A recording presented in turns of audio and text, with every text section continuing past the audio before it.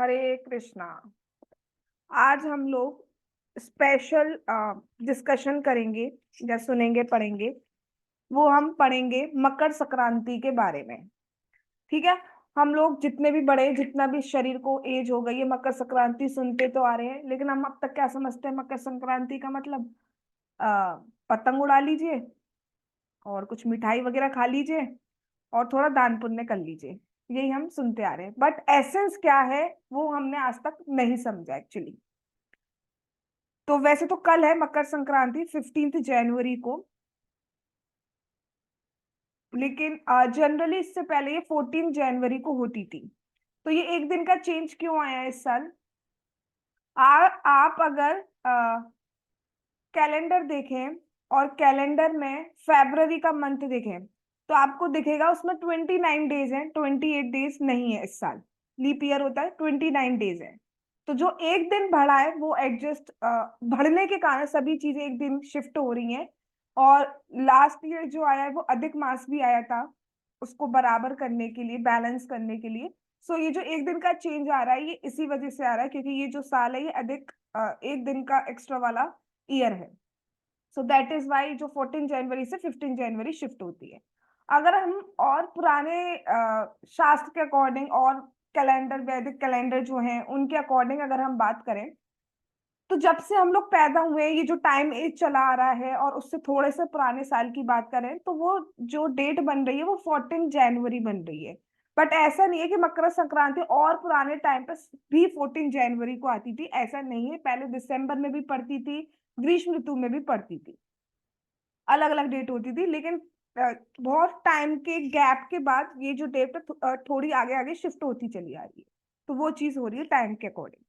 ठीक है। बट वैसे हम जब से देख रहे हैं तब से 14 जनवरी थी। अब की बात 15 जनवरी क्यों है? क्योंकि जो फेब्रवरी का मंथ है दैट इज ऑफ 29 डेज, 29 दिन का हो मंथ है इस बार। फेब्रवरी 28 दिन का नहीं है, सो दैट्स वाई एक दिन का ये चेंज आ रहा है।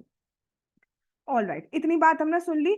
उसके बाद बात आती है कि इसकी इंपॉर्टेंस क्या है। मकर संक्रांति, मकर संक्रांति की बहुत इंपॉर्टेंस है, बहुत इंपॉर्टेंट डे एक्चुअली। क्यों है? तो उसके बहुत सारे रीजंस बताए गए हैं। पहला, अगर हम इंडिया लेवल पे बात करें तो इंडिया लेवल पर क्यों है? क्योंकि India is a agricultural country, कृषि प्रधान देश है। प्रधान देश का मतलब क्या होता है कि मेजोरिटी ऑफ पीपल जो है एक्चुअली वो एग्रीकल्चर पर डिपेंडेंट है, खेती इन सब पे डिपेंडेंट है। तो इस दिन फसल काटी जाती है, और जब फसल कटेगी तो सबको क्या होगा? अन्न मिलेगा। भगवत गीता में भी क्या है? अन्ना भवन्ति भूतानी पर्जन्यात अन्न संभवा, ऐसे करके श्लोक है। यानी कि अन्न पे ही हम जीवित रहते हैं, अन्न से ही सब कुछ है, अन्न खाने से ही। तो वो अन्न हमें किससे मिलता है? फसल से मिलता है, एग्रीकल्चर से मिलता है, क्रॉप से मिलता है, राइट। तो इसी दिन उसकी कटाई की जाती है, किसान बहुत खुश होते हैं और सबको भी अन्न मिलेगा तो वो भी खुश होते हैं। तो उसकी खुशी में एक ये सेलिब्रेट किया जाता है। ये इंडिया लेवल की बात हो गई। अगर हम और बात करें तो आपके सामने स्क्रीन पर एक श्लोक दिख रहा है। दूसरा रीजन ये भी है कि क्यों भक्त लोग इस दिन सेलिब्रेट करते हैं, हमारे लिए क्यों इंपॉर्टेंट है एक्चुअली, वो रीजन आपके सामने। ए माता चली प्रभु प्रगा आईला, दश दिन त्रिवेणी ते मकर स्नान कैला। ए माता चली प्रभु प्रगा आईला, दश दिन त्रिवेणी ते मकर स्नान कैला। श्री चैतन्य महाप्रभु जो कौन है? जो स्वयं भगवान कृष्ण हैं, finally arrived at Prayag and for 10 successive days bathed in the confluence of the river Yamuna and Ganga during the festival of Makar Sankranti Magh Mela. Purport by Srila Prabhupada. Actually, the word Triveni indicates the confluence of three rivers, namely the Ganga, Yamuna, and Saraswati. Presently, the Saraswati river is not visible, but the river Ganga and the river Yamuna merge at Allahabad. यहाँ क्या बात करी जा रही है कि all तो भगवान कृष्ण को जरूरत नहीं है, लेकिन हमें हमें दिखाने के लिए, हमारे आइडियल के लिए, हमें एक स्टैंडर्ड दिखाने के लिए स्वयं श्री चैतन्य महाप्रभु जो स्वयं भगवान है, वो भी, एक्चुअली ये चैप्टर का टाइटल है कि भगवान जो चैतन्य महाप्रभु है वो वृंदावन की यात्रा में निकले थे, तो उसमें ही लास्ट में वो कहाँ पहुंचे, वो पहुंचे इलाहाबाद में। इलाहाबाद में संगम है ना, ये जो कॉन्फ्लुएंस का मतलब क्या है, संगम। संगम क्या होता है, जहाँ पे तीन नदियों का संगम होता है। वो नदियां कौन कौन सी है, यमुना जी, गंगा जी और सरस्वती जी। लेकिन आज के टाइम पे सरस्वती जी प्राय लुप्त हो गई हैं, तो हमारे पास दो रिवर का तो संगम हमें मिल रहा है, दैट इज यमुना और गंगा। ठीक है, तो वहां पे जाकर स्वयं चैतन्य महाप्रभु ने इसी दिन मकर संक्रांति के दिन स्नान किया था। तो हमारे लिए भी ये बहुत इंपॉर्टेंट है। इस दिन हमें ऑल दो ठंडा बहुत होता है जल, हम घर पे तो जल स्नान कर लें, यही बहुत है हमारे लिए। लेकिन वैसे महिमा है कि गंगा जी, यमुना जी नदियों में स्नान करेंगे इस दिन, तो आध्यात्मिक दृष्टि से भी हमें बहुत लाभ मिलता है। गंगा जी, यमुना जी, इनकी नदियों की भी कृपा हम पे मिलती है, तो आध्यात्मिक दृष्टि से भी बहुत बड़ा लाभ होता है। और सबसे बड़ा तो यही है कि आप नाम जाप कल बहुत अच्छे से करिए, जितना संख्या कर सकते हैं करिए अपना। सुबह जल्दी उठने का कोशिश कीजिए। सूर्य देव की अब बात करते हैं हम, तीसरा चीज क्या है, सूर्य देव। तो ये दूसरा रीजन हो गया हमारा कि चैतन्य महाप्रभु ने स्नान भी किया। और सबसे इंपॉर्टेंट बात, जो एक दुख भरी घटना है हम लोगों के लिए, हम लोगों के लिए क्या, भगवान के भक्तों के लिए, चैतन्य महाप्रभु के, कि इसी दिन भगवान ने संन्यास लिया था। स्वयं श्री चैतन्य महाप्रभु ने इसी दिन संन्यास लिया था। सिर्फ 24 एज के थे, सिर्फ 24 एज के।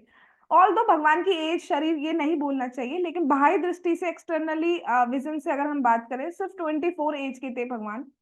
और अभी तो क्या मतलब शादी भी कितना ही टाइम क्या, और उसके बाद सबको छोड़ के भगवान चले गए, सिर्फ इसलिए क्योंकि कुछ लोग वहां ऐसे थे, कुछ गृहस्थ लोग ऐसे थे, क्योंकि जब भगवान गृहस्थी में थे तो वो उन्हें एज अ भगवान समझ नहीं पा रहे थे। भगवान तो यहाँ कह रहे थे कि मैं यहाँ क्यों आया हूँ, मैं तो सबको भगवान कृष्ण का नाम देने, मैं तो सबको हरे कृष्णा कृष्णा कृष्णा हरे हरे, हरे राम राम राम हरे हरे, ये मंत्र देने आया हूँ, मैं तो कृष्ण प्रेम देने आया हूँ। और ये लोग मुझसे ही अपराध कर बैठेंगे तो ये कैसे कृष्ण प्रेम ले पाएंगे, ये कैसे हरि नाम जाप कर पाएंगे। तो इसलिए इसलिए उन्होंने सोचा कि मुझे अब संन्यास लेना चाहिए, क्योंकि ऐसा देखा जाता है संन्यास की लोग फिर भी रेस्पेक्ट करते हैं सन्यासी की।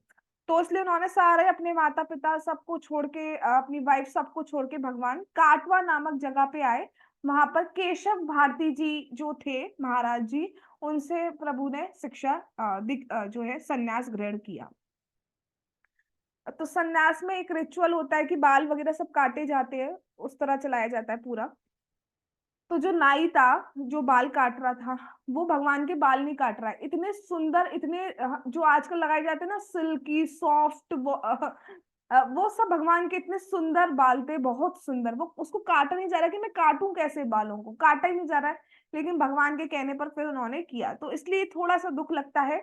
लेकिन दुख क्या, भगवान है वो, भगवान तो सब अपने भक्तों के लिए ही कर रहे हैं, हमें हरि नाम देने के लिए कर रहे हैं। और स्टिल अगर हम वो नहीं कर रहे हैं, उसको इंपॉर्टेंस अगर हम नहीं माने, तो we are foolish, actually foolish.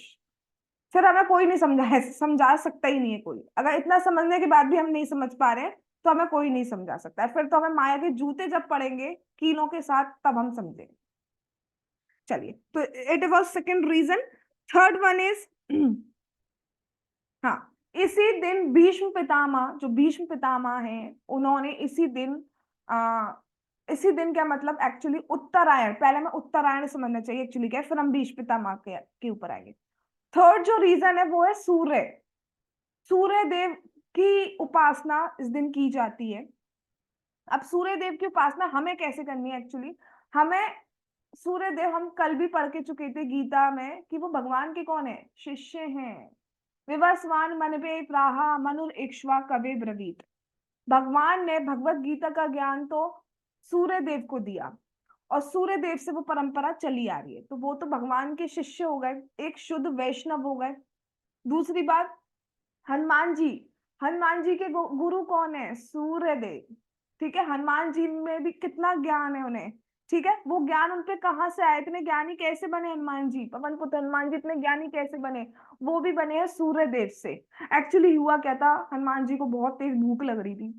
ठीक है, अब उन्होंने विंडो से देखा, तो आम खाने की तो आदत थी, बट वहां पे एक पेड़ के ऊपर पेड़ के ऊपर क्या, पेड़ के बीच में से उन्हें वो गोला गोला ऑरेंज येलो टाइप का दिखा। उन्हें लगा कि हाँ मैं इसको पकड़ के खा लेता हूँ। अब हनुमान जी तो बहुत शक्तिशाली हैं, आफ्टर ऑल शिव जी के अंश है तो बहुत शक्तिशाली है। तो वो सूर्य देव को खाने चले गए। अब वो सूर्य देव थे एक्चुअली, फिर सूर्य देव ने उन्हें बिठाया, अपने रथ पर बिठाया। सूर्य देव के जो रथ है, उनके जो सारथी हैं, सूर्य देव के सारथी का नाम क्या है? अरुण। अरुण सारथी। इसलिए कहा जाता है, अगर आपने सुना हो, जैसे पहले होता है ब्रह्म मुहूर्त, ब्रह्म मुहूर्त के बाद होता है अरुणोदय। अरुणोदय मतलब सूर्य देव के आने से पहले सूर्य देव के सारथी रथ के साथ आएंगे, उसके बाद सूर्योदय, सूर्य देव आते हैं। तो हुआ क्या था फिर, हनुमान जी को उन्होंने अपने रथ पर ही बिठा दिया। तो सूर्योदय से सूर्यास्त तक हनुमान जी वहीं बैठते सूर्य देव के पास और शिक्षा ग्रहण करते। तो इस दृष्टि से सूर्य बहुत इंपॉर्टेंट है। दूसरा, सूर्य से तो भैया हमें सब कुछ मिल रहा है, क्या है सूर्य का? तो देखिए ब्रह्मा जी क्या कहते हैं। ब्रह्म संहिता का श्लोक है ये आपके सामने। यक्षु एष सविता सकल ग्रहाणम, राजा समस्त सुर मूर्तिरशेष तेजः, यस्य ज्ञान ब्रह्माति संभृत काल चक्रो, गोविंदमादि पुरुषम तमहम भजामि। Translation: The sun, who is the king of all the planets, full of infinite effulgence, the image of the good soul, is as the eye of this world. I adore the premier Lord Govinda, in pursuance of whose order the sun performs his journey, mounting the wheel of time. Purport: Certain professors of the Vedic religion worship the sun as Brahm.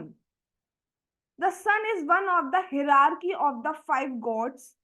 Some people target in heat the source of this world and therefore designate the sun the only location of heat as the root cause of this world. Notwithstanding all that may be said in the contrary, the sun is after all only the presiding deity of a sphere of the sum total of all mundane heat, and is hence a good exercising delegated authority. The sun, I like this line. The sun performs his specific function of service certainly by the command of Govinda. Yes, भगवान कृष्ण की instructions देने पर भगवान Krishna command देते हैं कि चलिए जाइए। तो जो सन जी हैं, जो सूर्य देव हैं, वो टाइम के अकॉर्डिंग जो है वो आ रहे हैं। वैसे तो रहते ही हैं, लेकिन हमारे सामने प्रकट अप्रकट बोलना चाहिए, आ रहे हैं। तो सन क्या है? सन के बिना तो हम जी नहीं सकते। देखिए जिस दिन सन नहीं आता उस दिन हमारी क्या हालत होती है। हर चीज के लिए चाहिए, हमारा बॉडी ठीक रखने के लिए। अगर हमारे को बहुत सारी बीमारियां हो जाती हैं तो आयुर्वेद बताता है कि आपको सूर्य देव की उपासना करनी चाहिए। ठीक है, तो हमारी हेल्थ के लिए हमें कुछ सब्जियां खानी है, वो सब कहाँ से ठीक रहेंगी? सारे पेड़ मुरझा जा रहे हैं। अ, फल फल सब्जियां, इन सब के लिए सनलाइट चाहिए। एवरीथिंग के लिए सनलाइट। कोई भी चीज ऐसी नहीं है जिसके लिए सनलाइट हमें नहीं चाहिए होती है। जीवन चलना है सनलाइट से चलना है। बट सन के पास अपनी रोशनी नहीं है। वो रोशनी कहाँ से आती है? स्वयं भगवान कृष्ण है। भगवान कृष्ण का जो दिव्य वपु है, उससे एक अंग कांति जो है, जो एक रोशनी निकल रही है, एक इफल्जेंस निकलती है बहुत सुंदर, उसका एक रिफ्लेक्शन मात्र है सन।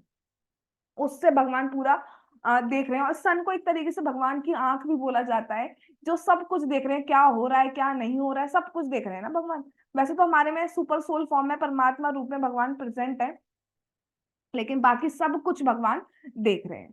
तो सूर्य देव की इस दिन उपासना बहुत की जाती है। और एक्चुअली होता क्या है, तो ये काइंड ऑफ एक्सपेरिमेंट है जो हम लोग भी ट्राई कर सकते हैं। इसमें करना क्या है आपको, अराउंड सेप्टेम्बर 22 सितंबर को अपने टेरेस पर जाइए और बिल्कुल फेसिंग कर लो ईस्ट की तरफ। यस, ईस्ट की तरफ फेसिंग करो। और उस दिन जो सन का एग्जैक्ट लोकेशन है उसको चेक कर लो कहाँ पर है। ठीक है, अब आप एक मंथ बाद जाओगे तो व्हाट विल यू सी, कि जो सन है,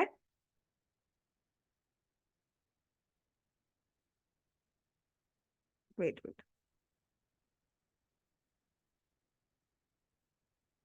हाँ, सितंबर 20 को जो डे और नाइट का टाइमिंग होता है वो बिल्कुल करेक्ट होता है, 12 आवर्स। 12 आवर्स का डे, 12 आवर्स का नाइट होता है। तो इस दिन हम क्या देखेंगे, यहां से क्या होगा, उत्तर की तरफ, थोड़ा समझ पाओ कैलकुलेशन, जैसे फॉर एग्जाम्पल ये आपका ईस्ट डायरेक्शन है, ठीक है, यहाँ पर सन है। तो अगर हम 21-22 सितंबर को देखते हैं तो क्या होता है, सन जो है वो नॉर्थ की तरफ चलना स्टार्ट होता है। चलना कैसे स्टार्ट होगा, मतलब अगर आप एक महीने बाद देखोगे तो सन की जो लोकेशन होगी वो एग्जैक्ट ईस्ट में थोड़ा सा शिफ्ट होके यहाँ से होगी, फिर नेक्स्ट मंथ और थोड़ा शिफ्ट होके यहाँ से होगी। सो दिसंबर 22 को सबसे ज्यादा ठंड होती है, दिसंबर 22 को। उस दिन क्या होता है, दिन छोटा होता है, रात लंबी होती है, सबसे बड़ी, सबसे अ, सबसे छोटी रात होती है उस दिन एक्चुअली, इसलिए ठंड उसमें ज्यादा होती है। तो होता क्या है एक्चुअली, वो सबसे एंड पॉइंट पे पहुंच गया होता है, उससे उससे लास्ट वो नहीं जाएगा, उसके बाद से वो रिटर्न होना स्टार्ट होता है नॉर्थ की तरफ।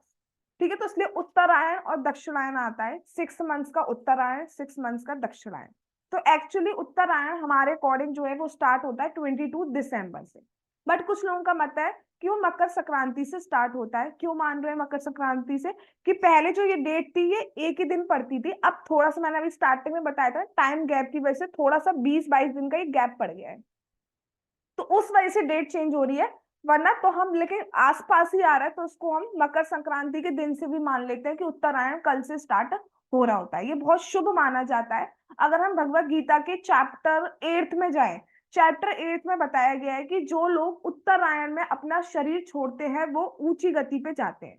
ये सब भक्तों पे अप्लाई नहीं होता एक्चुअली। जो भगवान के भक्त हैं, जो भगवान के पवित्र नाम हरे कृष्णा कृष्णा कृष्णा हरे हरे, हरे राम राम राम हरे का जाप कर रहे हैं, भगवान कृष्ण की कथा सुन रहे हैं, विग्रह की सेवा कर रहे हैं, ये सब कर रहे हैं, उन पर ये सब अप्लाई नहीं होता है। वो किसी भी टाइम पे शरीर त्यागे उनके लिए शुभ है, उनको कोई इन सब चीजों से कोई मतलब नहीं। भक्ति सर्वश्रेष्ठ, कोई भी चीज का कैलकुलेशन देखना हो, हमें ये करें या ये नहीं करें, अगर भक्ति जहां पर है वो चूज कर लो, वो बेस्ट है। कोई भी टाइम, भक्ति के लिए कोई भी टाइम, शरीर त्यागते टाइम, शरीर त्याग करते टाइम हमारा शरीर सबसे खराब होता है। खराब क्या मतलब, जो कफ होता है वो यहाँ तक भर जाता है, और स्टूल, यूरिन का क्या स्टेटस है कुछ नहीं कहा जा सकता है, किस अवस्था में हम पड़े हुए हैं। मुंह से बोल पा रहे हैं, नहीं बोल पा रहे हैं, कफ यहाँ तक होता है तो हम कहाँ से बोल पाएंगे। So it is very pathetic situation. लेकिन उस केस में भी अगर हम भगवान का नाम जाप कर पाते हैं, बोल पा रहे हैं, देख पा रहे हैं, तो भी भगवान हमें ले आते हैं। वो गंदा और इम्प्योर, प्योर कुछ नहीं देख रहे हैं, तुम नाम लो, तुम खुद प्योर हो जाओगे। तो हमें भी ये नहीं सोचना है, जिस टाइम पे भी हमें भगवान की चैंटिंग करने को मिल रही है, भगवान की कथा श्रवण करने को मिल रही है, सुनिए, गाइए, बोलिए, जो कर सकते हैं करिए, राइट, वो सब नहीं सोचना है। बट ये जो चैप्टर 8 में बात की गई है, ये उन लोगों के लिए है जो अच्छे बुरे कर्म इन सब में फंसे हुए हैं। भक्ति इज बियॉन्ड दैट, भक्ति अच्छा बुरा कर्म नहीं है एक्चुअली, भक्ति इज नॉट कर्मा, ठीक है, भक्ति इज डिफरेंट थिंग। तो वो उनके लिए, राइट। तो उसमें भी कहा गया है, सॉरी, कि उत्तरायण में जो शरीर त्याग करता है वो ऊपर के लोगों की तरफ जाता है। तो इसलिए उत्तरायण जो है सन की गति पर डिपेंड कर रहा है, वो ईस्ट में जा रहा है, वो सॉरी ईस्ट में तो है, नॉर्थ में जा रहा है, साउथ में जा रहा है। सो दैट इज वाई सन की पूजा उस दिन की जाती है।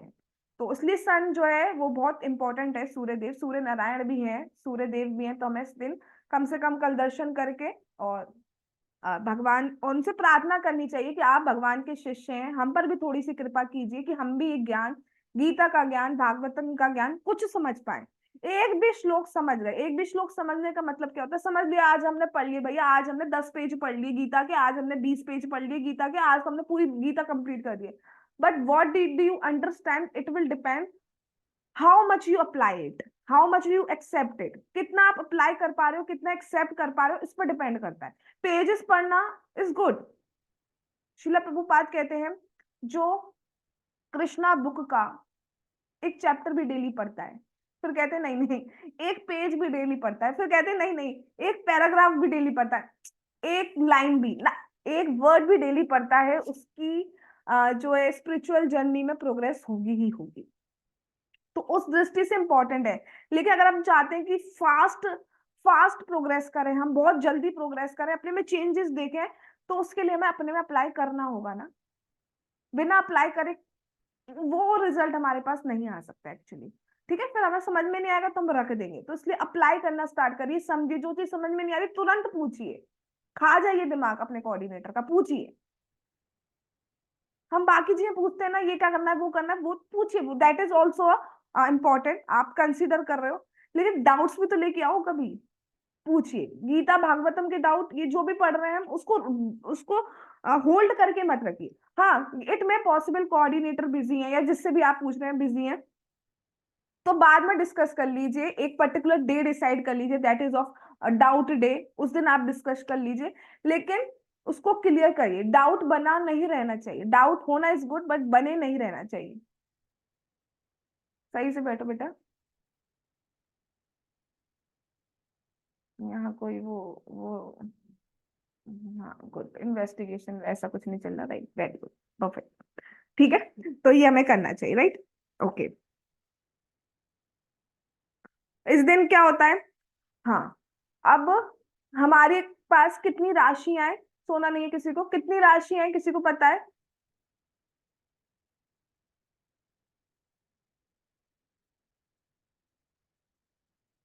बोलो बोलो। 12। 12 राशि, करेक्ट। हमारे पास कितनी राशियां हैं, 12 राशियां हैं, इसलिए टोटल 12 संक्रांति आती है। ठीक है, बट इन सब में सबसे इंपॉर्टेंट है मकर संक्रांति, जो कि कल है। इस दिन क्या होता है, जो सूर्य देव है वो धनु राशि से मकर राशि में जाते हैं। ठीक है, वो सब जाते हैं, हमें को समझने का इतना कि सूर्य का इम्पोर्टेंट है, लेकिन सूर्य का हमें ये समझ के चलना चाहिए, सूर्य देव भगवान के शिष्य हैं, एक परम वैष्णव है, एक वैष्णव परंपरा उनसे चली आ रही है। सो हमें भी ऐसा ज्ञान प्रभु दीजिए। नेक्स्ट जो पॉइंट आता है वो वाइट इज इंपॉर्टेंट, जो भीष्म पितामह है, भीष्म पितामह ने भी उत्तरायण का वेट कर रहे थे, ये तो हम पहले भी सुन चुके हैं, हुआ क्या था। भीष्म पितामह की प्रतिज्ञा थी कि मैं किसी स्त्री पर वार नहीं चलाऊंगा कभी। अब भगवान को तो सब पता ही है, भगवान को तो सब पता है, तो उन्हें कोई मार नहीं सकता था, इतने शक्तिशाली थे भीष्म पिता, कोई भी नहीं हरा सकता था उन्हें एक्चुअली। तो उन्होंने क्या करा, एक शिखंडी थी, इन वो क्या थी वो सब मैं अभी डिस्कस नहीं कर रही, तो उनको सामने लाके खड़ा कर दिया। ठीक है, और फिर भीष्म पितामह ने तो गिर गए और वो वाणों की शैया पर लेट गए। ठीक है, लेकिन उनके पास इच्छा मृत्यु का वरदान था, भीष्म पितामह के पास, कि जब वो चाहेंगे तब अपना शरीर छोड़ सकते हैं, राइट। तो फिर भीष्म पितामह जो थे वो उत्तरायण का वेट कर रहे थे। अब उत्तरायण का वेट क्यों कर रहे हैं भैया, उन्होंने तो भगवत गीता सुनी हुई है ना वो तो समझते हैं सब कि जो उत्तरायण में शरीर छोड़ता है वो ऊपर के लोगों को जाता है। और भीष्म पितामह तो महान भक्त हैं, जब वो भगवान से लड़ भी रहे थे तो बस भगवान का रूप ही देख रहे थे, कितने सुंदर हैं, कितने सुंदर हैं। चलो उस पर हम लेटर आएंगे। हाँ, तो अभी क्या बात चल रही थी कि वो वेट कर रहे थे उत्तरायण का, तो एक्सटर्नली स्पीकिंग जो एसेंस नहीं समझ पा रहे भक्ति का, भागवतम का, उनके लिए ये है।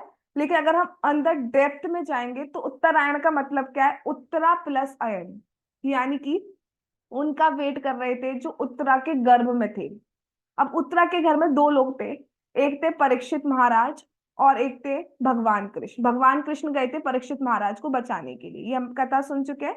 अश्वत्थामा ने ब्रह्मास्त्र छोड़ दिया था, वो जो पौरवों का वंश बढ़ाने का जो एक ही बच्चा था उसको भी खत्म करना चाहते थे, तो इसलिए ब्रह्मास्त्र छोड़ दिया उत्तरा जी के गर्भ में।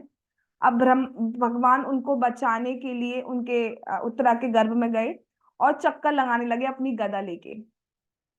तो परीक्षित महाराज ने देखा ये ब्लू ब्लू इतने सुंदर कौन है कौन है ये, इसलिए जब वो पैदा हुए, जब वो आए, तब वो यही दुखते थे कि वो जो छवि मैंने देखी है वो कोई नहीं दिख रहा मुझे, वो कहाँ है, वो कहाँ है, वो ढूंढते रहते थे, वो कहाँ है, वो कहाँ है परीक्षित, ठीक है, वो ढूंढते रहते थे।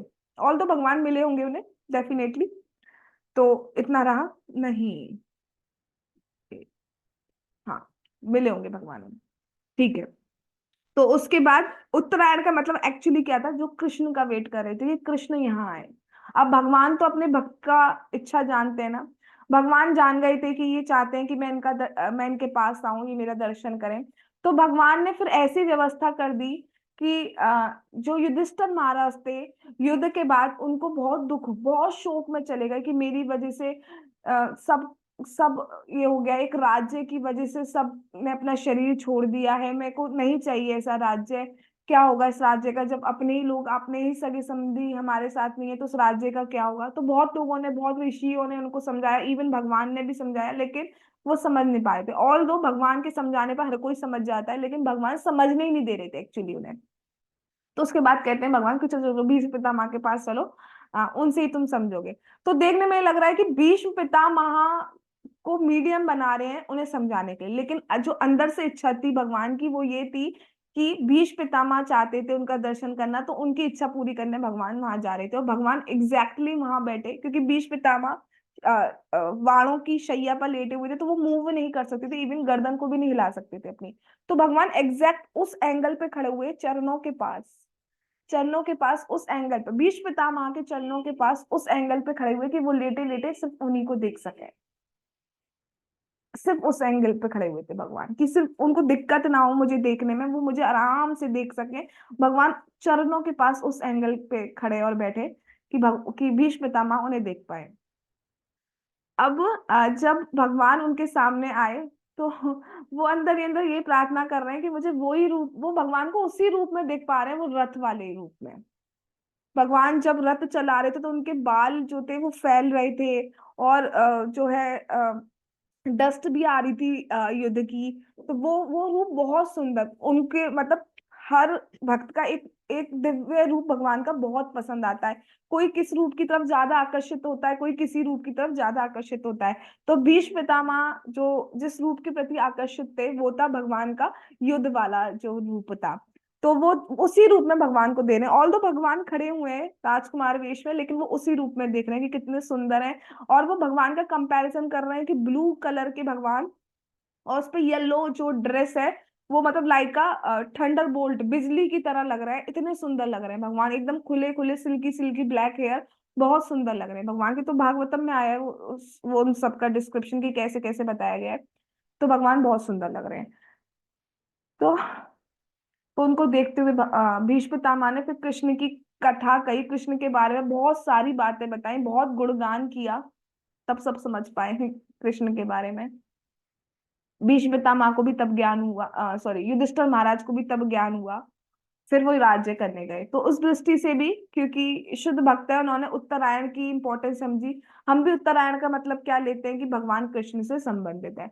और इसके अलावा कोई भी चीज हम देखते हैं, सन हो, मून हो, कुछ भी चीजें हो, अल्टीमेट सब कुछ क्या है, सब कुछ भगवान की शक्ति है, ये हम पढ़ चुके हैं।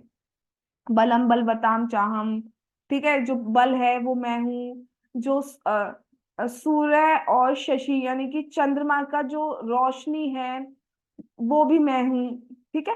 तो सब कुछ अल्टीमेटली भगवान का है। तो उस दृष्टि से भी हमें इसको कंसिडर करना चाहिए, ठीक है। तो इतना ही है मकर संक्रांति से रिलेटेड, कि इस दिन जल्दी उठो, सूर्य देव को, सूर्य नारायण को नमस्कार करो, अधिक से अधिक नाम जाप करिए, ये सब करिए, और उनसे प्रार्थना कीजिए कि भगवान कृष्ण के चरणों में हमारी भक्ति हो, हम सही सही ज्ञान ले पाए और उस ज्ञान को यूज कर पाए, हमारी इंपॉर्टेंस नाम जाप बने। फिलहाल तो हमारे लिए एक बहुत इंपॉर्टेंट है, वो नहीं हम सब में किसी में भी, प्रायोरिटी प्रायोरिटी हमारी दूसरी चीजों को ज्यादा है। एनीवे, तो वो हम कर पाए, ये हमें प्रार्थना इस दिन करनी चाहिए। आज हम यही रुकते हैं। जगत गुरु श्रीला प्रभुपाद की जय। औ- श्री श्री गौर निताई की जय। श्री श्री कृष्णा बलराम की जय। श्री श्री ललिता विशाखा राधे श्याम की जय। श्री वृंदावन धाम की जय। मकर संक्रांति महोत्सव की जय। श्री वृंदावन धाम की जय। हरे कृष्ण महामंत्र की जय। निताई गौर प्रेमानंदे हरि हरि बोल। हरे कृष्णा कृष्णा कृष्णा हरे हरे, हरे राम राम राम हरे हरे। वाञ्छा कल्पतरुभ्यश्च कृपा सिन्धुभ्येव च पतितानां पावनेभ्यो वैष्णवेभ्यो नमो नमः। Thanks for coming.